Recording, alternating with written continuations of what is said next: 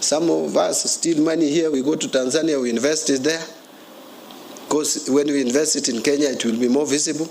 You also bring money from Tanzania, some of it by road, na magari, mnapitia, mnakuja hapa Kenya, you start constructing buildings around here. That is what we do. So if we are stealing 2 billion per day, assuming we reduce the theft, we don't want to stop it, we just say, okay, if you have been stealing 1,000, please steal only 500 shillings. If you have been stealing 100,000, steal 50,000. If there could be that, I don't know whether to call it conscious decision, but if there could be such a decision, ridiculous as it sounds, we would be saving 1 billion shilling per day, which would accumulate to 365 billion shillings. That is more than the external borrowing. 2 billion is lost daily in Kenya through corruption and other malicious schemes, and the CS of Treasury is asking that if we manage to reduce it up to 1 billion, then we will be saving 365 billion a year, which is more than internal debt borrowing. So corruption is one of the key things which has maliciously finished Kenya at the moment. Look at the number of projects which are stalled across the country. We have seen online activists and a lot of people exposing such and showing us the reality of what is happening in the ground. Ile 8 million yenye mheshimiwa alikuwekea kwa briefcase, wewe Ole Sapit, rudisha hiyo pesa kwanza ndio tujue hautaki pesa. Na rais mwenzangu wa nchi Bwana William Samoei Ruto. Small and more political leaders are going from giving. Hapa mjue sasa kuna serikali ngapi? Na serikali kubwa zaidi ni ya Ruto. Ruto kile na kuomba ni ya kwamba tumesikia mko na mpangilio ya kufanyia Nairobi. I was looking at Kipkaren water treatment project. Yes. Ulipata nini huko?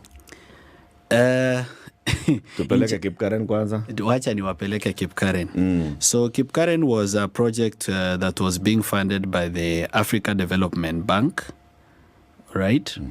The value of the project for Kipkaren was 1.185 billion, but it was in US dollars. So I'm assuming that by now that value could be higher.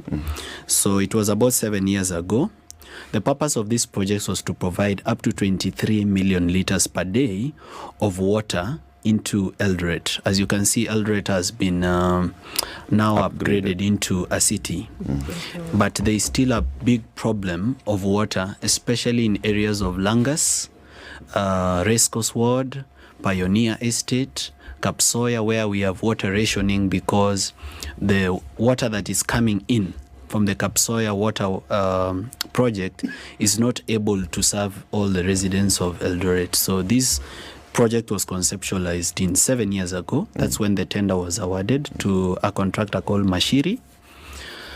Now, I went there to see whether we have water flowing. And to my utter surprise, I found that there is, yes, there are some semblance of structures.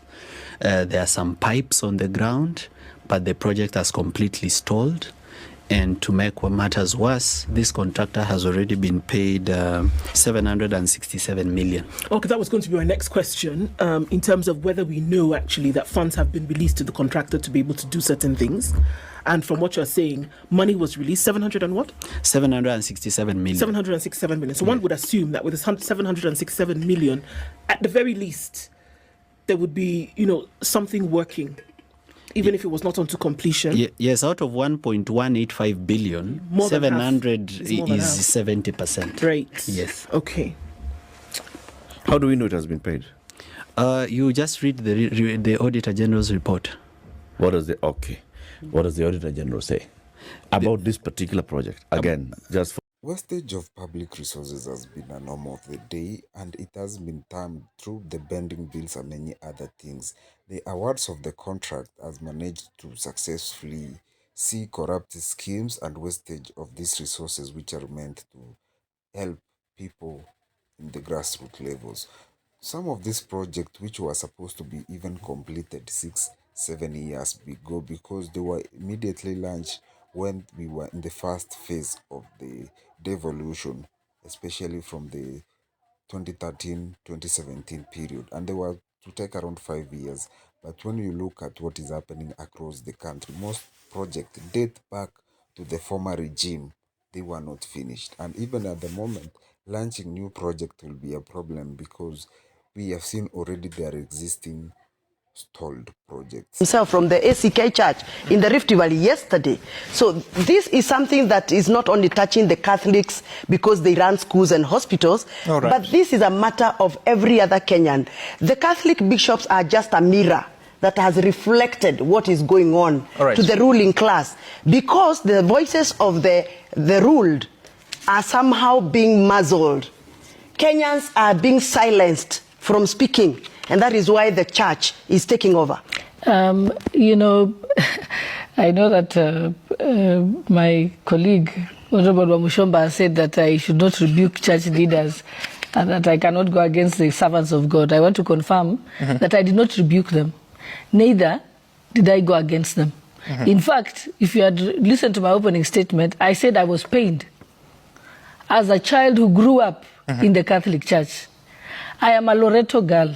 I went to Loreto Convent, Matunda, in Moisbridge, Wasingishu. My life has been molded by the Catholic Church. But I said it pained me that they would go and make a press conference. And I said, these are church leaders who have an open door to State House whenever they want. I said they will get an appointment with the president ahead of me and many other leaders. They will always have an open door. So what I requested, if they really want to resolve the problem, because this is the church is not supposed to be selling doom and telling everybody that things are crumbling and there is anxiety. You know, the church is supposed to sell hope.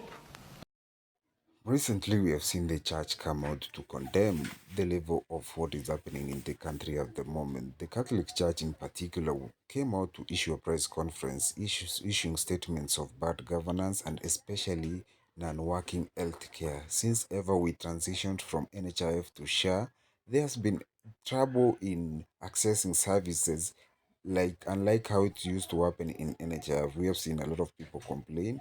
And so even the church, which runs a lot of schools and hospitals, came out to issue a statement on those issues. But some of the government officials are finding it that it was not right, that they should have gone to the president, to the State House to address issues rather than speaking out in public. What do you think about that? And everything is going wrong without giving us a solution. We are looking upon them. They are our spiritual fathers and mothers. They are not in government, Mheshimiwa Speaker. Sorry? They are not in government. I mean, they are no obligation to speak to the president at State House. No, let me tell you, even when I see something going wrong, I don't go and make a press conference about it. Because I have access to the president. That's what I'm saying. It is okay, you can have difference of opinion on how to approach issues, but is there anything wrong in the church bishops coming together to give a press statement of what they think is the state of the nation? From listening to their statement, they simply used very lofty words, anxiety.